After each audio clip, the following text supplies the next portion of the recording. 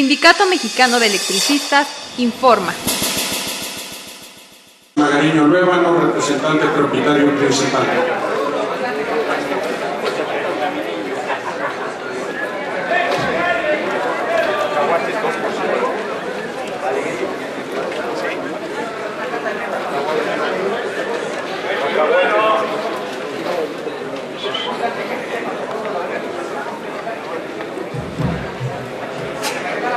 Nuevamente, buenas tardes, compañeras, compañeros, honorable asamblea.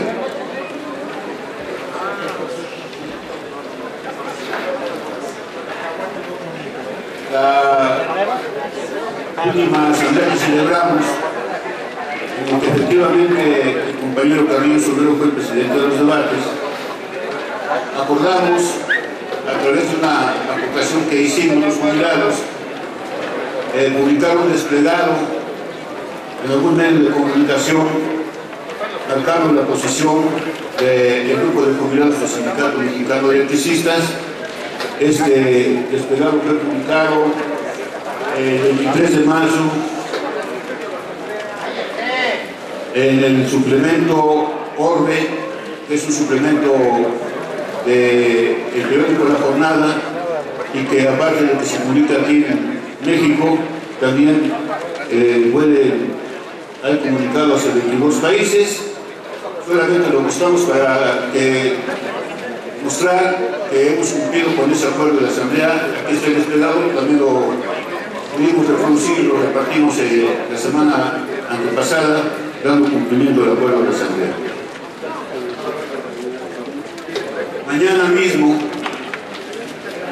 se cumplirán 42 meses de digna, heroica y orgullosa resistencia. Nuestro reconocimiento a 16.599 compañeras y compañeros que siguen en pie de lucha, defendiendo sus derechos y defendiendo al Sindicato Mexicano de Electricistas. Porque no es fácil que los trabajadores mexicanos podamos resistir las embestidas de un modelo de gobierno que ha caducado y que sin embargo se obstinan en mantener los políticos de México y la cúpula empresarial, el gran capital también. Pensábamos, cuando menos en nuestra inocente mente, una vez que se nos otorgó el amparo y protección por un colegiado de circuito de segundo en materia laboral, estábamos del otro lado y habíamos triunfado. Y es cierto, triunfamos, le ganamos el pleito al gobierno que encabezó más recordado para siempre, históricamente, Felipe Calderón Hinojosa. Carlos, si nos permite, se está integrando parte del Comité Central, encabezados desde el compañero secretario general David Esparza Flores, el querido compañero José Humberto Montes de Oca Luna, secretario del Exterior, el compañero Eduardo Bonilla Salsa, secretario del Interior,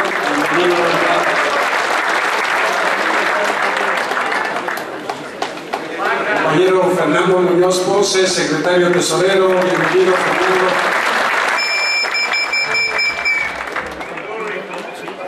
Adelante, compañero. Compañero Rafael Ramírez Grijalva, secretario del Servicio Médico. Bienvenido, Rafael.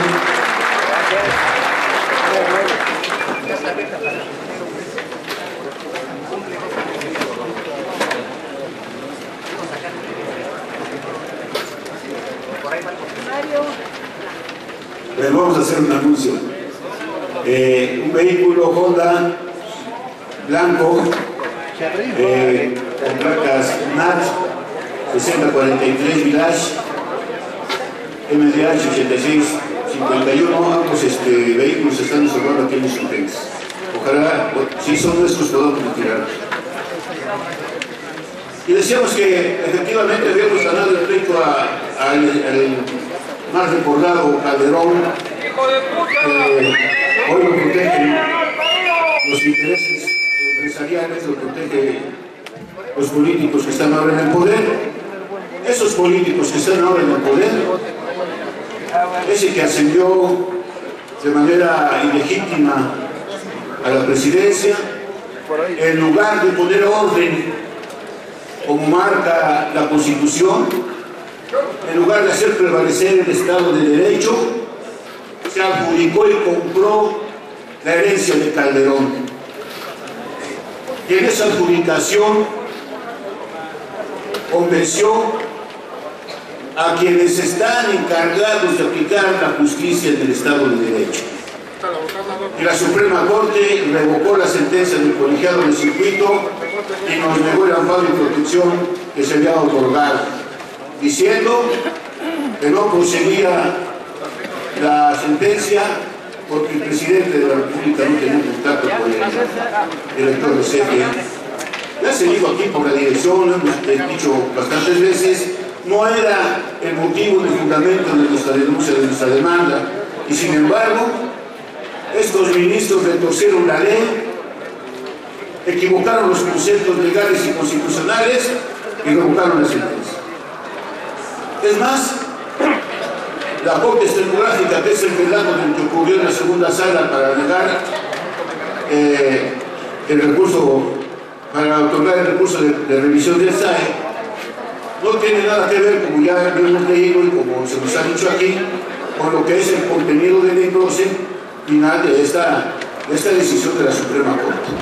Como es así, como ya no tenemos instancias a donde acudir en México, todavía tenemos instancias internacionales donde poder acudir para poder resolver el conflicto, no a favor nuestro, sino en la aplicación estricta del derecho. Es así como, entonces, vamos a concurrir en breves días, a partir del 17 de este mes, a partir del Zócalo, vamos a concurrir a la Comisión Interamericana de Derechos Humanos, apostada en la ciudad de Washington, Estados Unidos, para interponer ahí una queja de los trabajadores y de los jubilados, virtud del decreto de extinción de Felipe Calderón. Aprovechando aquí en el mismo estrado está el compañero Rafael Ramírez Ochoa, en la Prosecretaría de Jubilados, en la oficina de nuestro compañero prosecretario Antonio Mazá y en las oficinas de la representación Antonio Caso 45, ya están los formatos para que de manera individual y con la presentación de la copia de credencial de INFE y la presentación de la copia de la credencial de jubilado o del propio sindicato, podamos plasmar los datos que se nos piden y la misma firma, porque el texto que va a presentar la dirección del sindicato ante esta Comisión Interamericana de Derechos Humanos debe de ir acompañada de la presentación particular, personal, de todos los trabajadores en resistencia y de los jubilados mismos. Así es que, a la brevedad posible, les pedimos, compañeras y compañeros, pasen a firmar este formato y a más tardar el día último que podemos hacerlo es el día 19 de este mismo mes. Ahora, dentro del contexto del decreto de extinción, dentro del contexto de su conflicto, no podemos olvidar que están ahí inmersos el asunto de los fondos contractuales a los que no nos han querido entregar cuentas el SAE mismo, de Gobernación, en su negociación con nosotros, cuando estaban los conquistas en el poder, los panistas encausados por Calderón y Lozano, y ahora también no se han podido entregar las cuentas necesarias sobre el fondo de reserva para jubilaciones que señala la cláusula séptima del contrato colectivo, en su caso del 64, versión séptima, cláusula 64 del contrato colectivo de trabajo, el fondo de programa habitacional cláusula 98 y el fondo de seguro sindical cláusula 112.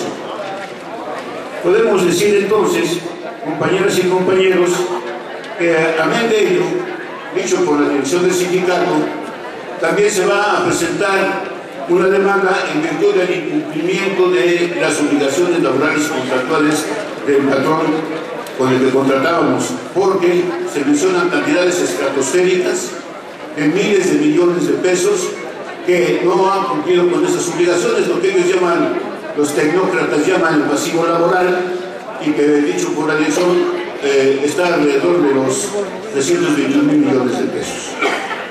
Así las cosas, entonces tenemos que ser muy claros para saber qué vamos a hacer, qué debemos hacer de inmediato y en lo futuro sobre el asunto del conflicto y la plena dinamización del movimiento. Por ejemplo, debo decirles a ustedes que tanto la compañera Marta Pérez Aguirre como la compañera de este lado, Isabel Manzano Rendón, han venido recabando sus aportaciones para proveer a esta caravana que va a partir hacia la ciudad de Washington de los recursos suficientes para que podamos no sufrir carencias que vayamos a asistir a esta caravana.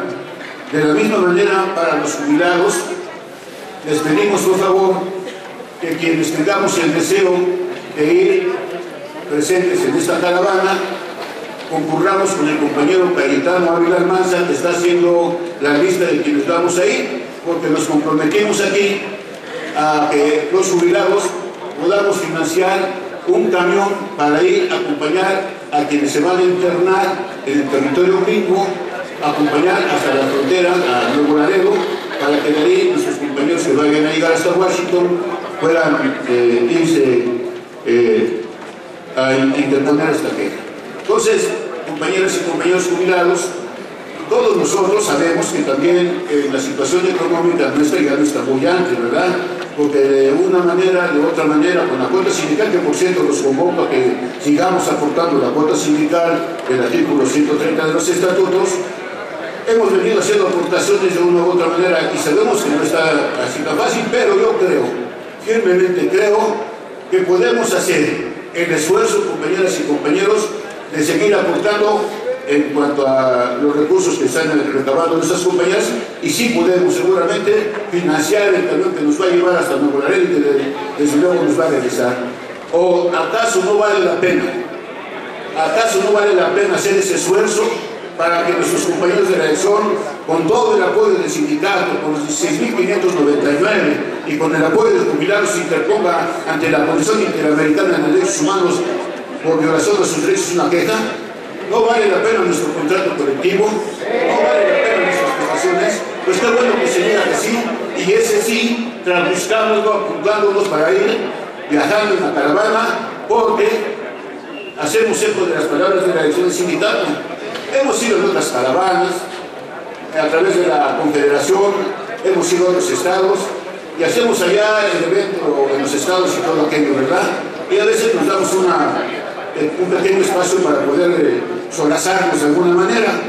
Pero esta vez, quienes vayamos, sí, yo creo que vamos a ir bastantes, seguramente, vamos a ir a chambear como debe ser para conquistar lo que estos imbéciles nos quitaron. Y tenemos que ir a repartir volantes, hacer diálogo, establecer mítines, conferencias de prensa y todo lo que se pueda hacer, foros, etcétera, etcétera, porque tenemos que rescatar los derechos que nos quitaron y tenemos que proteger los derechos que tenemos los jubilados.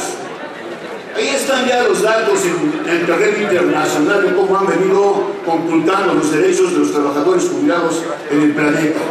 Y entonces, yo no quisiera que mañana, en lugar de estar aquí platicando como un sindicato, tengamos que estar juntando los 20, 30, 40, 50, no sé cuántos, para ir a reclamarle a la Cámara de Diputados, para ir a reclamarle al presidente o a quien sea que no respeten nuestros derechos. Los derechos que hemos conquistado durante 98 años hay que lucharlos, hay que trabajarlos, hay que pelearlos, compañeras y compañeros, y entonces los convoco firmemente a que acudamos a la caravana que va a partir hacia Washington, compañeras y compañeros. Ahora, el ambiente que se percibe, que se toca, que se palpa, en México es un ambiente muy difícil. Dificilísimo para el pueblo de México y, por qué no decirlo, también para los gobernantes, compañeros. Y a diario leemos las noticias, ¿o no?, de que los maestros de la coordinadora en Guerrero, en Oaxaca, en Michoacán, están haciendo su denuncia, están presentando su denuncia, no solamente en el texto o en la entrevista, en movilizaciones, inclusive en carreteras de peaje y no de peaje, compañeras y compañeros. Y el gobierno, que no quiere ver trastocada su reforma educativa, que como ya se dijo aquí, no es una reforma educacional, sino es una reforma administrativa y laboral, los maestros se están empujando para hacer prevalecer sus derechos, pero los medios de comunicación y los empresarios ahora ya van a ser maestros de los niños, estos güeyes, ¿no? Pero lo que menos quieren es preparar al pueblo. Ahora les van a enseñar, ¿a qué les van a enseñar? A ser esclavos. Compañeras y compañeros, el sindicato va a asistir como solidaridad a un evento de una marcha que me parece que es el día de mañana, a Chilpancingo, que entonces, compañeras y compañeros, están preparando un ambiente, están construyendo los funcionarios, los empresarios, los políticos y los medios de comunicación, están poniendo una tramoya para la represión a los maestros. Y entonces hay que voltear la cara, hay que vernos nosotros, porque esas son las armas que utiliza el gobierno para criminalizar los actos de protesta de la población y de los ciudadanos. ¿No entendemos acaso? Afortunadamente no ha funcionado. ¿No entendemos acaso que nos quieren preparar una celada, nos quieren meter en una emboscada para tratar de borrar de una vez por todas al sindicato? Este panfleto que firma un tal Durán, que se ostenta como representante propietario principal del grupo de jubilados, para convocar a un evento de asamblea, primero dicen estos güeyes, ¿no? Bueno, no sé si ya no existe el sindicato, ya vamos a hacer otras cosas, hay que hacer nuestros bienes. Esos imbéciles piensan que somos tontos, no siempre existe el sindicato, pero usan el nombre del sindicato, el registro del sindicato, el emblema del sindicato y el lema del sindicato, y todo eso ostentan como representantes propietarios principales de jubilados. Y ahora lo que fue expulsado, dice, no lo expulsaron, no fue cierto. Bueno, que no se entiende que este tipo dijo, bueno, como está en el estado de detención, armamos un comité central interino y nosotros vamos a ser los que representemos al sindicato mexicano. Así lo dijo. Y entonces ahora, este tipo piensa que lo va a lograr y convocar una asamblea, me parece que el día de ayer, no me parece el día de ayer lo convocaron. Y saben que, compañeras y compañeros, había hecho ostentación de que iban a ir funcionarios de la Secretaría de Trabajo y Previsión Social para que validaran esa asamblea espuria. Puedo decirles que no se presentó ningún funcionario de la Secretaría de Trabajo y Previsión Social para planear y para aprobar esa emboscada que nos quieren preparar. Pero aquel que ha mentido, aquel que traicionó, aquel que prometió la toma de nota, que se iba a entregar la toma de nota, lo cual la propia Junta Federal de Conciliación y Arbitraje negó, otorgándole al SME y a Martínez Paz la representación y el interés profesional del Sindicato Mexicano de Taxistas y sus agremiados. Dijo, bueno, ahora lo que va a ocurrir es que el Seguro Social se va a posesionar de las propiedades del sindicato, porque hay un débito de cuentas patronales al Instituto Mexicano de Seguro Social. Así se los dijo, ¿eh? ¿Y saben qué? Pues desafortunadamente hay gente que le cree. No puede, no tiene jurisdicción el Instituto Mexicano del Seguro Social, aunque se le dé una lana, no tiene jurisdicción para apropiarse de las propiedades de ningún sindicato. En todo caso, debe establecer su juicio y en todo caso sería la autoridad laboral la que en un momento dado puede hacer requerimiento. Pero también dijeron que debía de conformar una comisión de ellos, de esos traidores, de esos espurios, de esos nefastos, de esos corruptos, de esos mercenarios. De la verdad, que es muy correcto. Van a nombrar una comisión para venir a resguardar las instalaciones del sindicato. Bueno, yo no lo estoy diciendo, eso fueron los acuerdos que tomaron. Por eso es muy importante, aparte de que vayamos a la caravana, resguardar, estar muy atentos todos para no aceptar provocaciones, pero para estar muy atentos para el resguardo de nuestras otras instalaciones. Porque ya lo dije una vez y perdón porque lo reitere hoy, los gobiernos en México están acostumbrados a que cuando es el conflicto entre trabajadores, patrones o gobierno mismo, arman el escenario para convertir ese conflicto de frente contra ellos, convertir en una guerra civil entre los agremiados a los sindicatos. Eso es lo que quieren, que nos enfrentemos con nuestros hermanos que aunque liquidados sean, nos agarremos a golpes y entregar a la autoridad y requisa al sindicato, no, compañeras y compañeros. Muy atentos, súper atentos, compañeras y compañeros. Porque el próximo lunes deberá salir, a más tardar, la circular convocatoria para el proceso electoral que debe de decidir sobre 13 carteras del Comité Central y Comisiones Autónomas. Que ahí, como ya lo lograron una vez, como supieron comprar y convencer aquí adentro al tal Marrano, a ese chaparrito moreno gacho, a ese todo tartamudo, ¿no? Para que se dividiera el sindicato, para que se fracturara el sindicato. Y entonces era un escenario en un proceso electoral que nos desvirtuó como sindicato, que haya un conflicto y que se aproveche el gobierno para no dar solución y para de una vez desaparecer el sindicato mexicano de electricistas. Y todos nosotros, los jubilados, tenemos la obligación moral, la obligación estatutaria de velar hasta sus últimas consecuencias la permanencia y vigencia del sindicato mexicano de electricistas en el contexto obrero nacional, compañeros y compañeros. Esa es nuestra misión y lo tenemos que hacer porque tenemos todavía un compañero preso político que cumple 2 años de estar preso, compañeros. Y no podemos mirar de manera despectiva, indolente, a quien está ahí, bajándose adentro, pero manteniendo su convicción firme de que está luchando por sus derechos y está luchando por su sindicato. Y tampoco podemos defraudar, compañeros jubilados, a 16.599 que nos han dado un ejemplo de dignidad y orgullo. Y tampoco podemos dejar de mantener vigente y consolidada a nuestra dirección sindical. Esa es la estructura que tenemos, esa es la que debemos de defender, esa es la que tenemos la obligación de llevarla a cumplir 98 años más.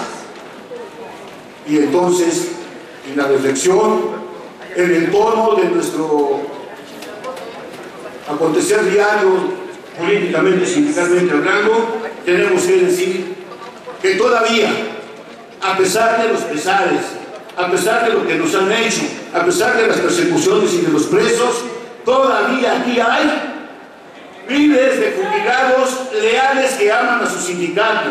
Todavía aquí estamos los jubilados que podemos estar viejos de la piel, pero todavía tenemos el corazón suficiente para levantarnos y luchar y para decir, no van a poder vencer al sindicato mexicano de electricistas, compañeros y compañeros, por la dignidad de 16.599, por nuestro peso político, por 98 años de historia, por el contrato colectivo de trabajo y porque nos tienen que entregar un patrón sustituto, ya sea por CFE o una empresa nueva. Aquí estamos los jubilados, estamos con 16.599, está nuestra elección sindical de Cabeza Martínez Plaza. Por lo tanto, yo les pido que me den una S. Den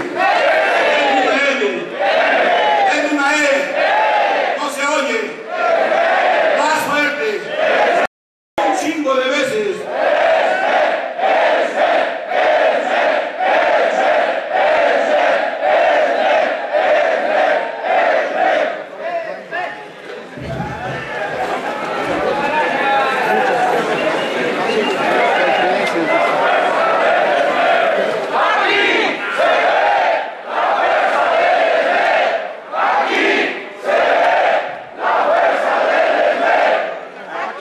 El punto número 3, el uso de la palabra del compañero José Antonio Almazán, por secretario de Jubilados.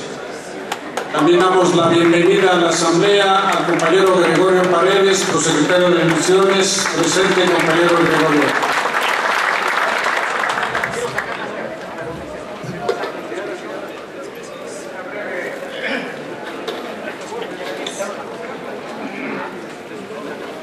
Compañeras, compañeros, muy buenas tardes.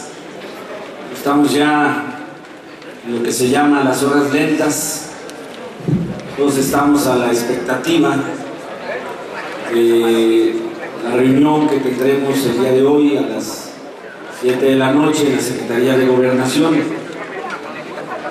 Yo había preparado un informe un poco más largo, pero dadas las circunstancias y el interés de escuchar a nuestro secretario general, solamente voy a tocar una parte de lo que había yo pensado desarrollar como informe relativo al tema de los pasivos laborales. Recordemos simplemente que la parte sustancial que manejó Calderón en la exposición de motivos en el decreto de extinción de Luz y Fuerza señaló que una de las condiciones que lo llevó a tomar esa infame y fascista decisión fue el peso excesivo, impagable de los llamados pasivos laborales. En un libro que he publicado, ustedes ya conocen, hago un análisis muy al detalle, de acuerdo a los estados financieros, de cómo evolucionó este problema. Quiero decirles que al 10 de febrero de 1994, que es al día siguiente del nacimiento de Luz y Fuerza del Centro, el total de reservas para los pasivos laborales era de 1.045.352.000 pesos. Repito, 1.045.352.000 pesos. Todos sabemos que durante ese año, hasta llegar a diciembre, las finanzas de la empresa fueron unas finanzas sanas, porque se había retirado la vieja deuda que Compañía de Luz acumuló con Comisión Federal de Electricidad por un monto a esa misma fecha, de acuerdo al corte financiero, por un total de 22.935 millones de pesos. En efecto, esta deuda fue retirada, pero en las circunstancias de lo que se conoce como los errores de diciembre de 1995, toda esa deuda fue recolocada, y en el caso de los pasivos laborales, los fondos de reserva pasaron de 1.249 millones de pesos a 5.468 millones de pesos. Por supuesto, este crecimiento exponencial en tan solo un año, estamos hablando de diciembre del 94 a diciembre de 1995, para nada tuvo que ver con el crecimiento del grupo de jubilados. Es decir, esta operación contable fue resultado de una instrucción girada por el gobierno federal al organismo descentralizado, que luego dicen que el gobierno federal no actúa como patrón, según la Suprema Corte. La instrucción fue de que se crearan esos fondos de reserva. Aquí hago la acotación que una cosa son nuestros fondos de reserva, de acuerdo a la cláusula 64, la propia 112 y en cierto sentido la 98, son fondos que están fincados en el contrato colectivo de trabajo. Pero estos pasivos laborales son una decisión del gobierno federal que, como hoy observamos, tiene como propósito preparar el camino de la privatización en todos los organismos descentralizados. Entonces, de diciembre de 1994 a diciembre de 1995, los fondos de reserva, de acuerdo a la norma contable del gobierno federal, la D3, pasaron de 1.249 millones a 5.468. El análisis lo tenemos año por año, pero para facilitar la perspectiva, quiero decirles que de diciembre del 95 a diciembre del año 2000, los fondos de reserva pasaron de 5.468 millones a 30.721 millones. Por supuesto, aquí ni siquiera necesitamos las cifras para echar abajo esta falacia, porque el crecimiento del grupo de jubilados era de aproximadamente unas 15 500, 600 jubilaciones por año, incluida la generación más abundante, que fue la generación de los años 60 y 70. Y después de diciembre del 2000 a diciembre del 2005, 5 años, los fondos de reserva virtuales contables del gobierno federal pasaron de 30.721 millones, escuchen la cifra, a 68.660 millones.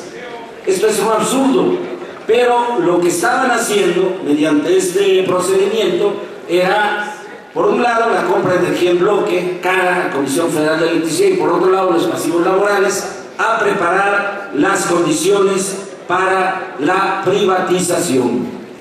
Y finalmente, de diciembre de 2005 a diciembre de 2008, los fondos de reserva pasaron de 68.600 millones a 102.900 millones de pesos.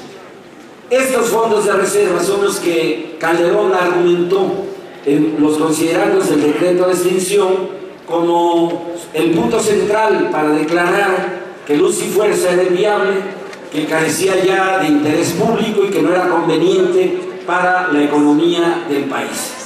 Como estamos observando, y el dato relevante es que no es una cifra que se pierde en el tiempo, es una cifra que nace al amparo de la política privatizadora para, mediante artilugios de carácter contable, aparentar la quiebra de los organismos descentralizados. Quiero decirles que para ese año y para estas fechas, a lo largo de todo el periodo neoliberal, se ha hecho lo mismo exactamente con todos los organismos descentralizados. El gobierno dijo, genera esos pasivos mediante estudios actuariales y no dio la instrucción para fondearlos. Simplemente se crearon cifras virtuales que más adelante se comenzaron a mezclar con los resultados de explotación, es decir, con los costos que efectivamente se tienen que aplicar para sacar adelante la prestación del servicio público de energía eléctrica. Y a las cifras para diciembre de 1994, el pasivo total de Luz y Fuerza era de 24.839 millones de pesos y el activo ascendió a 19.927. Es decir, estaba naciendo después de 11 meses. Para el cierre de ese año estaba colocando con una situación patrimonial negativa a Luz y Fuerza del Centro. Y así se vino durante todo este periodo hasta el cierre de 2008, en donde el total del pasivo laboral ascendió a 140.990 millones de pesos y el valor total de las instalaciones de la propiedad real de Luz y Fuerza fue de 132.248 millones de pesos. Pero los datos hablan por sí solos. No fue en el 2008, no fue en el 2009. En realidad, si hubieran querido utilizar esto como argumento, desde el 2001 hubieran podido decretar la extinción de Luz y Fuerza al Centro, alegando que se encontraba en una situación patrimonial negativa y con pasivos laborales extremadamente cuantiosos. ¿Por qué menciono todo esto? Porque el asunto, como estamos observando, no ha concluido. Es un asunto que si nosotros bajamos la guardia, en cualquier momento el gobierno federal puede, a partir de estas cifras, plantear condiciones lesivas a nuestra cláusula 64.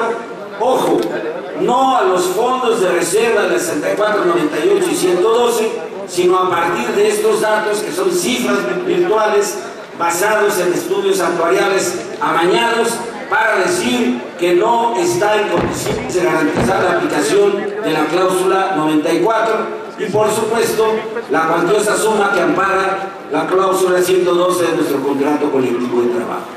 Estos asuntos seguramente los vamos a abordar en la mesa en la Secretaría de Gobernación. Hemos estado insistiendo a lo largo de todo este periodo de que nos den el informe detallado de los movimientos habidos en estos fondos de reserva, y la respuesta del gobierno federal antes del gobierno de Calderón y hoy de Peña Nieto ha sido el silencio absoluto. Sabemos que siguen preparando las condiciones para la privatización de la seguridad social, y uno de los trofeos, uno de los botines a repartirse en esa política privatizadora de la seguridad social son sin duda alguna los pasivos laborales.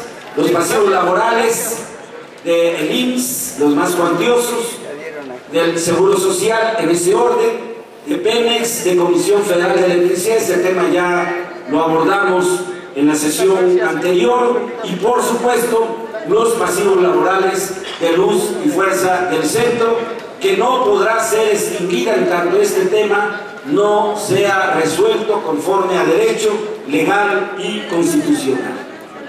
Termino, compañeros, son las horas lentas.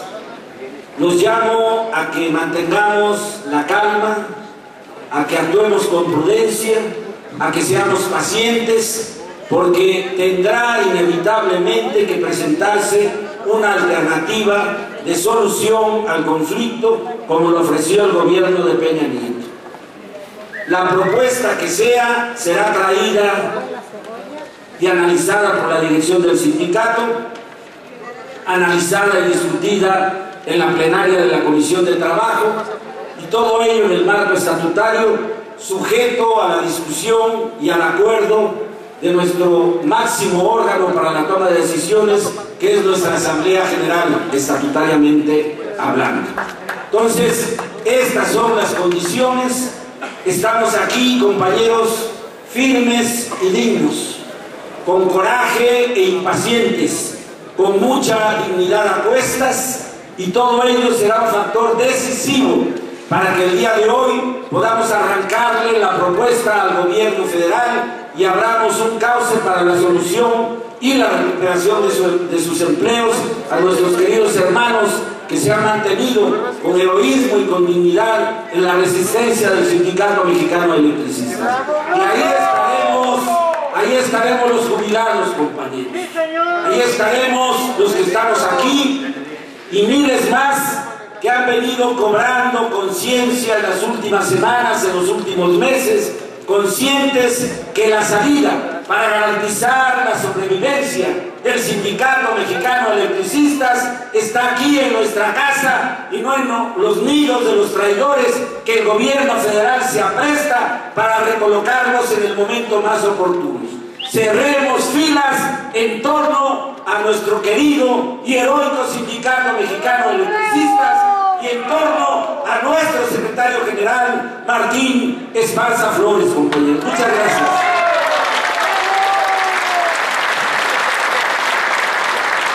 Gracias, compañero José Antonio. Compañeros asambleístas, les voy a hacer un exhorto muy fraternal al secretario general, Martín Esparza Flores.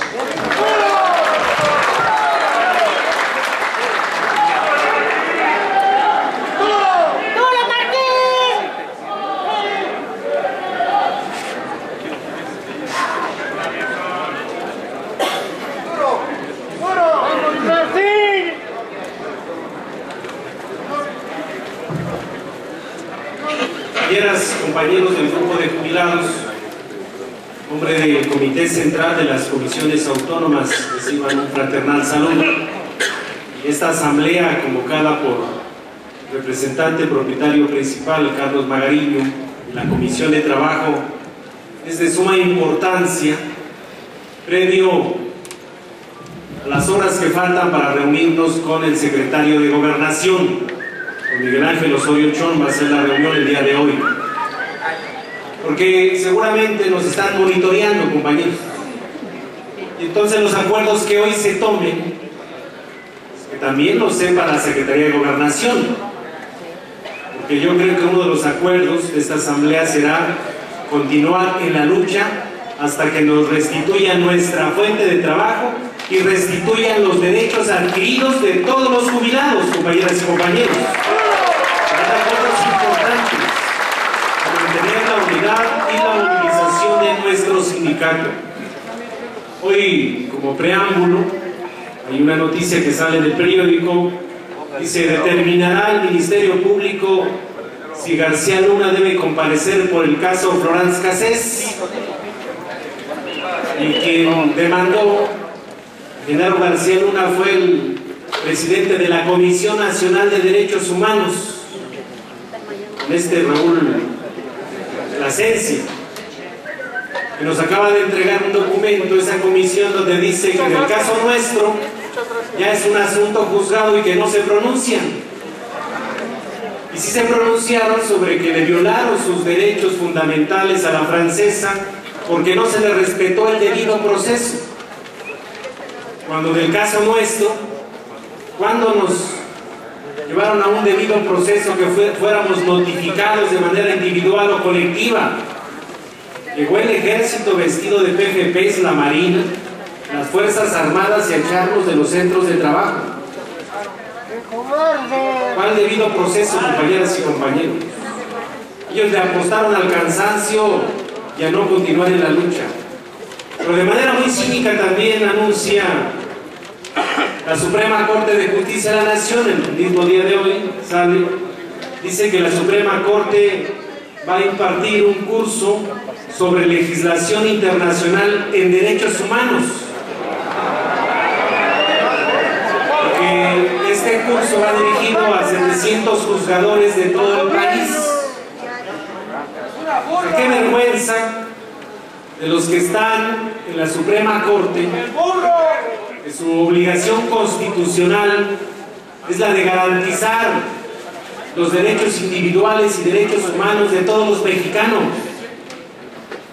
Y ellos, que ya notificaron, esta es la parte importante, que hay que tomar los acuerdos. El Poder Judicial notificó a la Secretaría Auxiliar de Asuntos Colectivos de la Junta Especial 5 sobre el expediente 4-239/2009 de la demanda del Servicio de Administración y Enajenación de Bienes como liquidador de Luz y Fuerza del Centro en contra del Sindicato Mexicano de Electricistas. Ya notificaron sobre la sentencia de la Suprema Corte, donde son prácticamente dos artículos. El primero dice: en la materia del presente recurso de revisión se revoca la sentencia recurrente. Segundo, la justicia de la Unión no ampara ni protege al Sindicato Mexicano de Electricistas y los trabajadores miembros de dicho sindicato contra el laudo emitido el 30 de agosto del 2010 por la Junta Especial número 5 de la Federal de Conciliación y Arbitraje en el expediente 239/2009. Ya el Poder Judicial le notificó a la Junta, diciendo, y ahí están los tomos de la sentencia de la Corte para que obre en los autos de este expediente. ¿Qué es lo que sigue entonces, compañeros? Por un lado dicen, ya no ampara ni protege la justicia federal a los trabajadores de manera colectiva ni de manera individual. Pero la Junta Federal a esta fecha no ha emitido un solo acuerdo para decir que se da por terminado el contrato colectivo de trabajo. ¿Por qué no lo han hecho, compañeros? Y esto es la joya de la corona, compañeros, el contrato colectivo de trabajo. Y una de las razones es lo que acaba de mencionar el compañero José Antonio Almazán. El derecho colectivo, para liquidar esto, hay que hacer un estudio actuarial de cada una de las cláusulas del contrato colectivo que impactan de manera económica, entre ellos el Fondo de Previsión Social.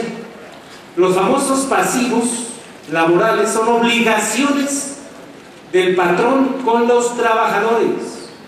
En una perspectiva de vida, se tiene que hacer el estudio de esa perspectiva de los 21,000 jubilados, su expectativa de vida, para poderles pagar todo el resto que tengan de vida en términos del contrato colectivo de trabajo, más a todos los trabajadores, todas esas cláusulas del Fondo de Previsión Social. ¿De dónde se le hace frente a las obligaciones del Estado de manera colectiva? Se le hace frente de los activos que tiene el organismo. Dice, debo tanto, pero tengo en activos tanto, y al final salen tablas. Y entonces, ¿cómo liquidar el contrato, no tienen recursos, compañeros, para liquidar el contrato colectivo de trabajo, por eso no han dictado ningún acuerdo.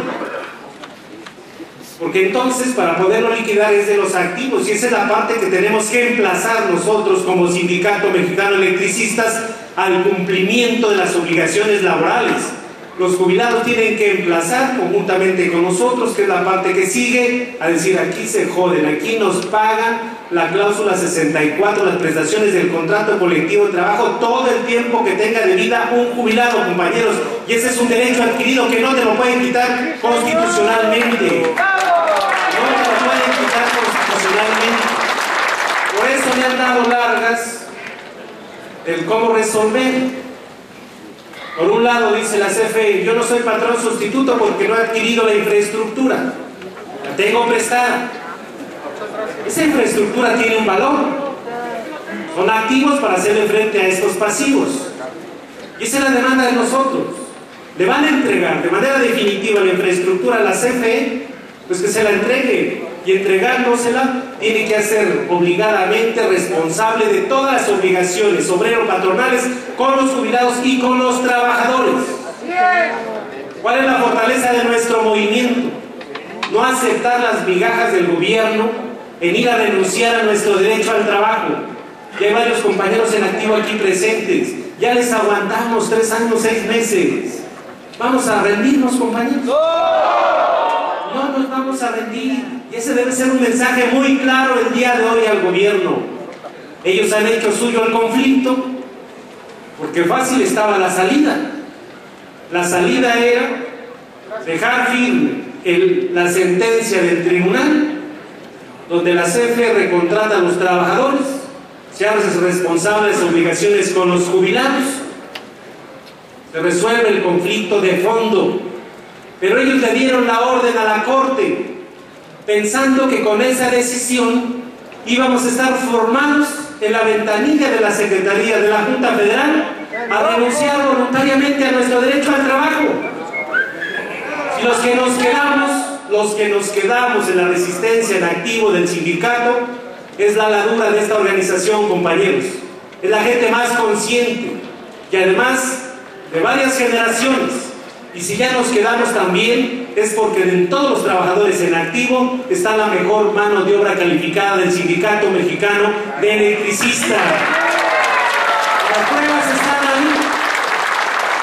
Fuimos a ver hace unos días una obra que están haciendo aquí en la subestación Cuauhtémoc. Llevamos a un asambleísta, se habló con los propios dirigentes vecinales, representantes de los vecinos. Explicamos que la obra estaba fuera de norma. Se tomaron las medidas, se hizo una explicación por los ingenieros y los técnicos. Y de repente volvieron a entrar los contratistas, y ayer le pican a la tubería de gas y tuvieron que desalojar a cientos de vecinos de aquí atrás de la San Rafael. ¿No entienden? Siguen las explosiones en el centro de la ciudad. Con decirles que la misma Asamblea del Distrito Federal le solicita al Sindicato Mexicano de Electricistas revise las instalaciones, que porque la CFE le dijo que están fuera de norma. ¿Cuántos años está la red automática que ya la empezaron a quitar porque no la saben operar, y a poner una red radial, y ahora tienen que cambiarse los usuarios a 23,000 volts porque no pueden operar la red automática de baja y mediana tensión de ese tamaño? Y entonces lo que nosotros vamos a plantear hoy en Gobernación, por un lado, sale más barato el conflicto, resolviendo ya las jubilaciones de los que tienen derecho y la reinstalación con CFE o con quien ellos nombren como un organismo descentralizado, para que se haga responsable de las obligaciones obrero-patronales de todos los jubilados y los trabajadores. Sale más barato que seguirle pagando a compañías contratistas. ¡Pendejos! Están haciendo pedazo a la infraestructura. Ahí en Puebla acaban de salirnos de la Cámara de la Industria a decir: ya estamos acá. Les falla el suministro de manera permanente, los negocios están cerrando. Les llaman al 071, no conocen, no contestan, llegan, no saben arreglar. están hablando con los compañeros de la región de Puebla para que se les vaya a restablecer las vallas. En la zona de Toluca está pasando lo mismo, en Hidalgo está pasando lo mismo, en el Distrito Federal no se diga. Pusimos un teléfono de atención a los usuarios, están cientos y cientos de llamadas, todos los días, correos electrónicos, pidiendo el apoyo de los trabajadores del Sindicato Mexicano de Electricistas. Hay condiciones ya en este momento de avanzar en una solución. Eso es lo que hoy vamos a plantear en la Secretaría de Gobernación, compañeros. No vamos a dar un paso atrás porque se restituyan nuestros derechos adquiridos como trabajadores. Se les restituyan los derechos al grupo de jubilados, no rindan cuentas del Fondo de Previsión Social. De este caso, se habría bastantes del gobierno de Felipe Calderón sujetos a proceso, porque han hecho un fraude en el terreno jurídico, un fraude con los bienes de Luz y Fuerza, un saqueo de los bienes de manera permanente, el reemplazo de la red de distribución de mediana y baja tensión de cobre por aluminio es un robo a bienes nacionales. Todas las obras pendientes que se quedaron ahí, que no se han terminado ya con dinero etiquetado, muchas obras que se quedaron inconclusas y además se echaron a perder procesos. Esos son los temas que hoy estarán en la mesa de negociación. Y otro tema que es importante para nosotros, la libertad del compañero Jorge Ulises, compañeros. Debe de estar, compañero, con nosotros ya en libertad. Ya les demostramos sobre el compañero en estas sentencias que pusieron, un juez de consigna lo acusa de daño en propiedad ajena. Pues no, que no es de la CFE la propiedad, pero sí lo demandan en daño en propiedad ajena en un supuesto cajero automático.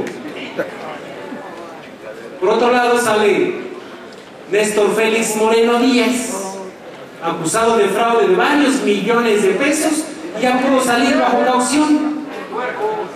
Ese tamaño la justicia en este país. Por eso nosotros les decimos que además de que esto sea notificado, ya nos notificaron a nosotros del tema de la sentencia en la Junta, está otro procedimiento legal, que es el 1267/2009. Quisieron terminar rápido el juicio del gobierno, pero el otro está vigente. El otro, donde el demandado despide injustificado, nuestra reinstalación, la CFE como patrón sustituto, el convenio de limitación de zonas, la cláusula 115 del contrato colectivo como titulares de la materia y de todas las obligaciones obrero-patronales del Estado con nosotros, está vigente. Y ahora quiere el despacho de Humberto Cavazos Chena, el matalefantes, quiere que ya lo terminemos rápido. Si ya hay que terminarlo rápido, y se urge. Pues a ellos, a nosotros no, compañeros, ya les aguantamos, y ese es otro elemento de cómo la justicia en nuestro país es pronta y expedita, pero para los intereses de los empresarios, para los intereses del gobierno y no para los derechos de los trabajadores. Esa es la parte que tenemos que llevar a la Comisión Interamericana de Derechos Humanos. O dejamos que ya aquí en el tribunal se quede firme eso, compañeros. No podemos dejar que quede eso firme aquí. Hay que llevarlo a un tribunal internacional que observe cómo de manera autoritaria y fascista el gobierno de Felipe Calderón y esta clase política gobernante está pisoteando los derechos de los trabajadores en beneficio de los hombres más ricos del mundo, de los que hoy salen publicados en la revista Forbes, donde ahí está Carlos Slim, están los Bayares, está Germán Larrea, está Televisa, TV Azteca, 35 hombres de México ya salieron en la revista. Y eso es lo que quieren, seguir privilegiando a este grupo minoritario del país, explotando la fuerza de trabajo de todos nosotros. Y por eso es lo que quieren sobre las reformas que siguen: la reforma energética, la reforma fiscal, la reforma de la seguridad social, para que nadie tenga derechos de jubilación en términos de los contratos colectivos, sino solamente te apliquen una pensión universal, y los que tengan más, dices que hay otros pobrecitos de los adultos mayores que no tienen nada. Entonces hay que quitarles una para darles a los otros. ¿Por qué no le quitan a Salinas de Gortari su jubilación? o a Felipe Calderón, o a Fox, sacan casi 6 millones de pesos al año de pura jubilación por trabajar 6 años. Pero hay que quitarles a los trabajadores para darles a los que no tienen un solo ingreso por ser adultos mayores. ¿Ustedes lo permitirían, compañeros? No podemos permitir, son derechos ya adquiridos como jubilados, como trabajadores. Por eso hay que llevarlo a un tribunal internacional. Y les planteamos a todos primero reconocer la solidaridad del grupo de jubilados.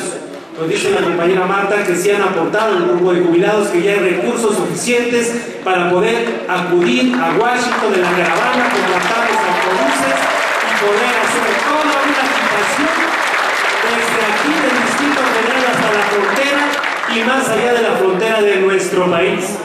Recordarles a todos que la caravana sale el miércoles 17. Va a ser a las 9 de la mañana en el Zócalo de la Ciudad de México. De ahí la caravana, la primera parada que se va a hacer es en Ecatepec, en la explanada del Palacio Municipal. Ahí vamos a hacer un mitin a las 12 del día. Después de ahí salimos hacia Tulancingo. Los compañeros de Tulancingo y de esa región tienen ya ahí en el Jardín de la Floresta una actividad. De ahí nos trasladamos a Pachuca. Ahí vamos a pernoctar en el sindicato, en el auditorio del sindicato.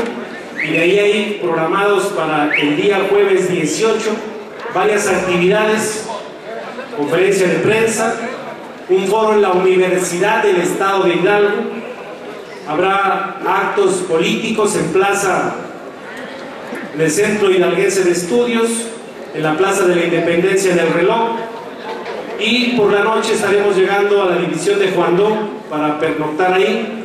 Al día siguiente, el día viernes 19, llegaremos a Tula a una actividad en el Teatro al Aire Libre. De ahí nos trasladamos a Tepeji del Río, habrá otra actividad en la plaza principal. De ahí salimos a Querétaro para llegar al local del Sindicato de Paz y Trabajo. Ahí vamos a pernoctar. Al día siguiente, el sábado, habrá una actividad muy temprano en Querétaro, reuniones con organizaciones sindicales, brigadeo, y de ahí estaremos en el local del Sindicato de Trabajadores Telefonistas de la República Mexicana. El domingo estaremos llegando a San Luis Potosí, habrá actividades con los sindicatos de ahí. Por la noche saldremos a Matehuala, ahí de Matehuala nos vamos a Saltillo, estaremos ahí todo el lunes 22 en Saltillo. Ya hay contactos con los sindicatos, nos va a recibir el padre Raúl Vera, dice: bienvenidos los electricistas a Saltillo, con las organizaciones de derechos humanos, Raúl Vera y organizaciones sindicales. El martes 23 en Monterrey habrá actividades, y el miércoles 24 estaremos cruzando el puente internacional en Nuevo Laredo, Tamaulipas, para el otro lado estar ya con los sindicatos de Estados Unidos, que nos van a acompañar a depositar nuestra queja en contra del Estado mexicano, en contra de Felipe Calderón, de los que firmaron el decreto, en contra de los ministros de la Corte, en contra de los funcionarios de la Junta Federal de Conciliación y Arbitraje, y a demandar al actual gobierno la restitución de nuestros derechos adquiridos como trabajadores y como jubilados del Sindicato Mexicano de Electricistas, compañeras y compañeros. En Estados Unidos ya hay actividades. El 1 de mayo ya han pedido al sindicato que estemos ahí en el evento conmemorativo a los mártires de Chicago.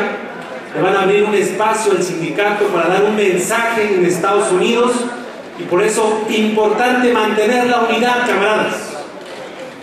Ayer, es cierto, hubo una asamblea de un grupo de esquiroles, que dice esa asamblea, y se reunieron ahí en el Tlatelolco. Como ya se les acabó el discurso de seguir engañando, primero ellos les pidieron a los trabajadores que se fueran a liquidar. Les dijeron: liquídense porque nos van a dar una nueva empresa. Les dijeron liquídense porque nos van a dar la toma de nota. Y los llevaron hasta agarrados de la mano para ir a liquidarse. Les dieron sus empresitas, 68 empresas, quebraron todas. Incluso a unos los agarraron para hacer comerciales en la televisión.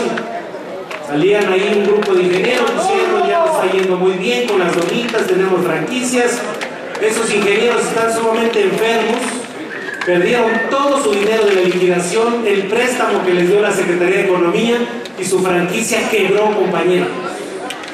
Nosotros somos electricistas y queremos nuestro trabajo en el sector eléctrico, en nuestra zona, en lo que siempre hemos hecho, compañeros, mantener la continuidad del servicio público de electricidad. Eso es lo que queremos. Y como ya se les acabó, que ya no les dieron la nueva empresa, ya no les dieron su toma de nota, y entonces ahora dicen, hay que demandar para que se liquiden las propiedades del Sindicato Mexicano de Electricistas. Se nos toca dinero, pues que le vengan a dar una mordida al edificio, compañero. El sindicato no son estas cuatro paredes, el sindicato somos todos nosotros. Todos los jubilados, todos los trabajadores y nuestras familias que hemos resistido todo este tiempo. Por eso es importante la unidad. Ellos pensaban que ayer iban a llegar las multitudes a su asamblea. El reporte que tenemos, llegaron de 300 a 350. Habían contratado el auditorio más grande de Tlatelolco y al final les dieron el más chiquito porque no llegó la gente. Pues en qué cabeza cabe de que se vayan a prestar a ver cómo liquidan al que les dio de comer todo el tiempo, que fue el Sindicato Mexicano de Electricistas. Es el que está defendiendo y va a seguir defendiendo colectivo, la cláusula 64 y todo lo que hemos logrado a lo largo de más de 98 años de historia y de lucha en este país. Que les quede muy claro. El día lunes habrá la circular, invitarlos a todos. El día lunes inicia también el proceso electoral interno del sindicato. Va a salir la circular donde todos tenemos el derecho de preparar, hacer nuestras planillas para la elección a la Secretaría General. Y va a ser a la 1 de la tarde. Vamos a traer un notario público, vendrán organizaciones solidarias a que den fe, porque es cuando preparan ellos el gobierno para quererse meter. Ya les resultó una vez y no dudo que lo van a querer intentar. Se oyen voces al interno de gente que dice que es momento que el Comité Central se vaya y que llegue otro nuevo. Y entonces decimos, compañeros, que será abierto, como es el estatuto democrático, y aquí el que elegirá al secretario general del siguiente periodo serán los jubilados, serán los trabajadores, no serán el gobierno ni aquellos esquiroles y traidores que hoy están muy cercanos a ver cómo dividen al Sindicato Mexicano de Electricistas. Hoy hay un objetivo de todos. Empezamos esta nueva etapa de lucha del sindicato aquel 9 de octubre del 2009, 10. Estamos hasta acá, pero ha sido gracias a mantener la unidad y la firmeza entre nosotros. Ese objetivo debe de continuar, compañeros. Llegar a este barco a un buen puerto es regresarle el trabajo a todos los que no hemos aceptado la liquidación y restituir los derechos de los jubilados y dejar el patrimonio del sindicato para las siguientes generaciones, que es una demostración de lucha. Nos tocó en esta rueda de la fortuna o la etapa de la historia enfrentar a un gobierno autoritario, a un gobierno neoliberal o gobiernos neoliberales, y lo hemos hecho con toda dignidad y de frente ante ustedes, compañeros, y estoy seguro que si mantenemos la unidad vamos a poder triunfar, porque la única forma de perder la lucha es abandonar los principios del Sindicato Mexicano de Electricistas. Por eso, compañeros, a mantener la unidad en defensa de nuestra organización sindical. ¡Que viva la resistencia! ¡Que viva el grupo de jubilados!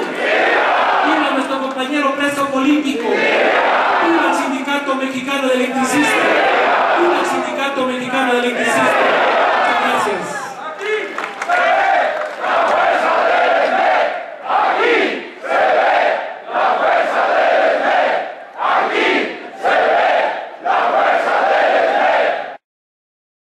Mantente alerta a nuestra transmisión.